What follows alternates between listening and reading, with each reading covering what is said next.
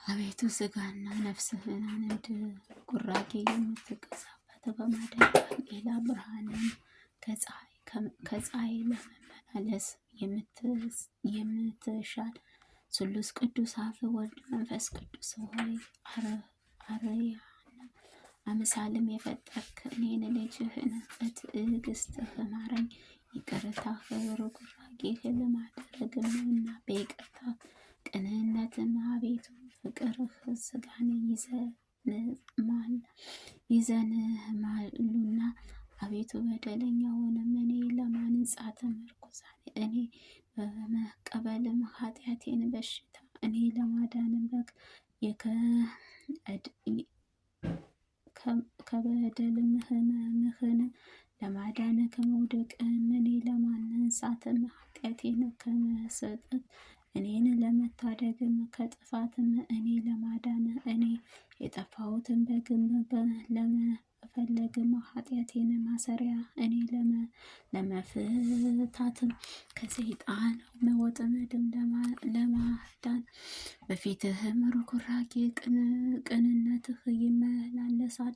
አቤቱ እኔ በየጊዜው ሁሉ ከንጹሐን ወታደሮችን በቤትህንም ውስጥም ከሆኑ የሚለምኑህን የሚያመልኩን ከአንደበታቸውንም የምስጋና ጉም የሚፈስም ከንፈራቸውንም የእሳት ብልጭልጮችን የሚያንጸባርቅም አገልጋዮችህም ቅዱሳን መላእክትንም ላክልኝ። ግርማህን የቅዱስ ዘውድህን አንተ ማምለክም የንጹሐን ደስታንም ነው። ስለ ቅዱስ ስምህ ብለህም ከነፍስና ከሥጋዬም ከዲያብሎስንም ሶክም መዝረህም ጣልልኝ። በህሊናዬና ውስጥንም ባህሩ ጌታዬ ለማያጠወልገው የፀሐይ ሙቀትህንም የማያደርቀውም የዓለም ሁሉ ጠላትም የርኩምም ዲያብሎስን ነፋስህንም አይንቅለው። የፍቅርህም ስንዴም የህሊናዬ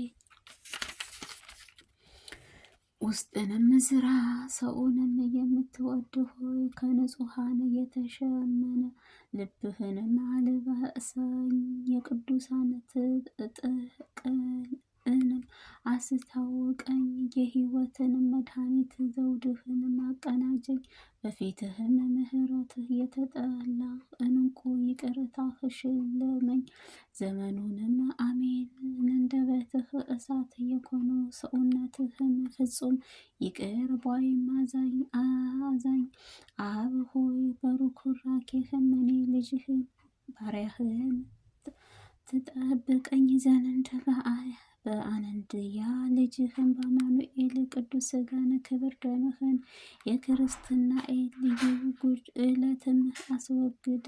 አንደበትህን እሳት የሆነው ከእውነተኛ ፍጹም ይቅር ባይን ወለድ የሆነ በርኅራኄህ እኔን ባሪያህን ትጠብቀኝ ዘንድ በቅዱስ ሥጋና በክብር ደምህ ተማጽኜምህን አንደበትህ እሳትም የሆነው እውነተኛ ፍጹም ይቅር ባይ መንፈስ ቅዱስ ሆይ ስለ ንጹሐን መዳኛ ቁርባንህ ድንግል ማርያም ብለህ በርኅራኄህ እኔን ባሪያህን ትጠብቀኝ ዘንድ የክርስትናዋ ጉድለትህን ሁሉ ትጠግንልኝ ዘንድ በዚችም የቅድስት ቤተ ክርስቲያን በዚችም በጌታዬ በኢየሱስ ክርስቶስ ቅዱስ ሥጋህን ክብር ደምህ ላይን በመውረስህ ተማጽኜ ኩሉ እውነተኛን ሙዳኤን ቁርባንህ በሆነችው በእመቤታችን ንጹሐን ድንግል ማርያም አማላጅነት ርዳኝ ለዘላለሙ አሜን። ቅዱስ አብ ሆይ እርዳኝ እንጂ አትተወኝ። ቅዱስ ወልድ ሆይ እርዳኝ እንጂ አትተወኝ። መንፈስ ሆይ እርዳኝ እንጂ አትተወኝ። ወደ አንተ በጮኽኩ ጊዜ ፈጥነህም ስማኝን እንጂ ችላ አትበለኝ። ጠላቶቼ ሁሉ እንዳይከቡኝንም አንድ ዓይንህን ጥቅሻ ድረስልኝ። ከሚያቆሉኝ ክፉዎች ምሕረትህ ጥላው ሰውረኝ። አቤቱ ስሉስ ቅዱስ አብ ወልድ መንፈስ ቅዱስ ሆይ ስምህን ተስፋ አደረግኩኝ። በማህያዊ ቃልህም የታመንኩኝ። ለዓለምን የፈጠረ አብ በባህሪ አባትህ ዓለምን የፈጠረ መንፈስ ቅዱስ በባህሪ የሕይወት የሆነው አምላኬ ኢየሱስ ክርስቶስ ሆይ ተሰውቶ የማያልቅን ማህያዊ ቅዱስ ሥጋህን ተቀድቶ የማይነጥፍን ክብር ደምህ ዳግመኛ ለድንግልናዋም ለዘላለማዊ በሆነው ከንጽሕት እናትህ ድንግል ማርያም ተጸንስህ ይቅርታህ ምሕረትህ የበዛ አምላክ ነፍስና ሥጋዬን በቤተ ክርስቲያን በቤትህና በንጽሕቶች እኔን የሆነችው ሁሉ ከአንተ አደራ ሰጥተህ የበጎ ነገር ሁሉ መዝገብም ነህና ከፈተና ሁሉ ሰውረኝ። በአንተ ንጹሕና ግልጥም በሆነችው ፍጥረትህ አንደበት ሁሉ በየጊዜውም በየሰዓቱም ምስጋና ይገባሃል ዘላለም አሜን አሜን።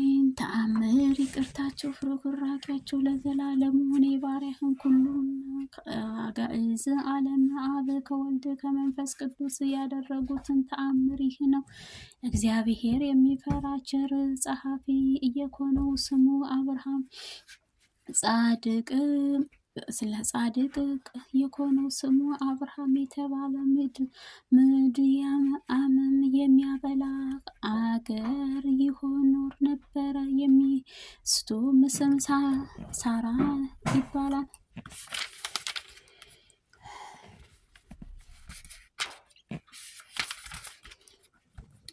እዚህም የቅዱስ ሥላሴን ሕግ የተጠብቆ ስደተኛውንም እንግዳ እየተቀበለ ያስተናግድ ነበረ።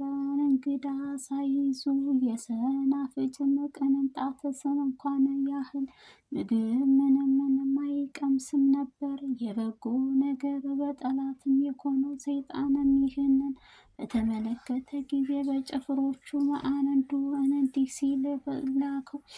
እንግዶቹ ሁሉ ወደ አብርሃም ቤት እንዳይሄዱም ሄደህ በምድርም ጎዳና ተቀምጠህ እውነቱን ወደ ሐሰት ለውጠህ ተናገር።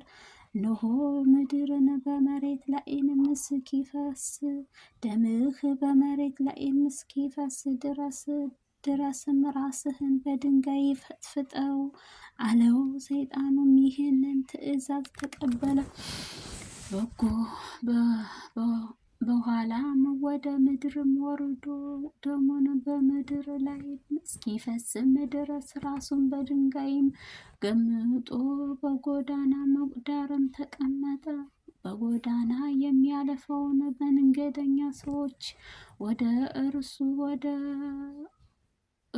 እርሱም በደረሱም ጊዜ እናንተ መንገደኞች ወዴት መጥታችሁ ወዴትስ ትሄዳላችሁ? ሲል ጠየቃቸው።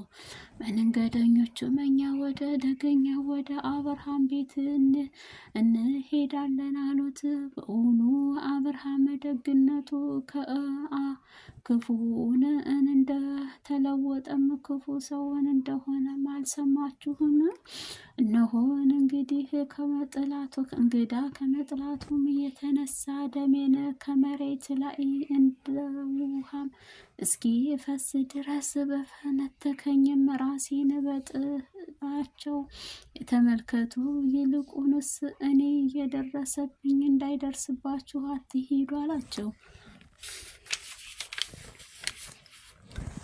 እንግዶቹም ያቸረ መልካም ሰው ነበረ፣ አብርሃምን ነክቶት ክፉ ሰውን ሲሆን ቻለ በማለትም ተወያዩ።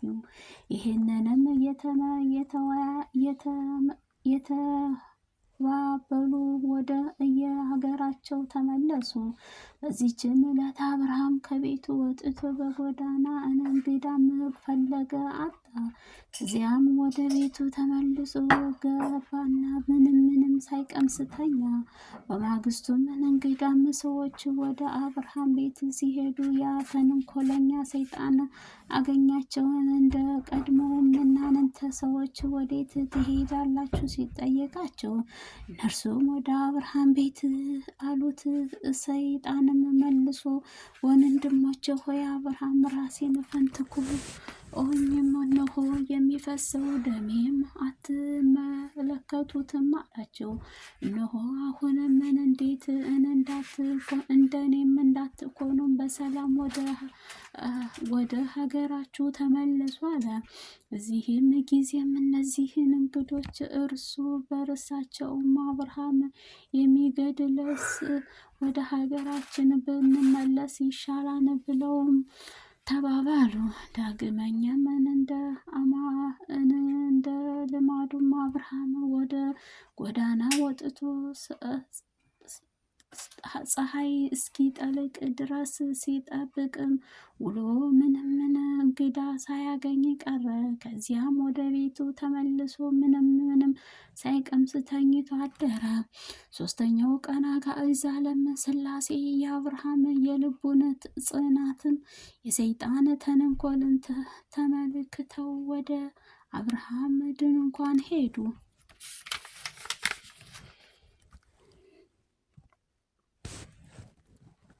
አጋዕዛለም ሥላሴ በእንግዳ ልማድም አብርሃም ቤትም ደጃፍም ተቀመጡ። አብርሃም በደጁ መንግ እንደተቀመጡም ተመለከተ። ያን ጊዜ ወደ ቤቱ ሩጦ ገብቶ እህቴ ሳራ ሆይ እነሆ የከበሩ አረጋውያንም 3 እንግዶችም መጥተዋልም። እንዲህም አንቺ ፈጥነሽ ተዘጋጅም እኔ የወይፈኑን ፍሪዳ አመጣለሁም አላት። ሚስቱም ሳራ እሺ ጌታዬ እንዳልከኝ አደርጋለሁ አለች።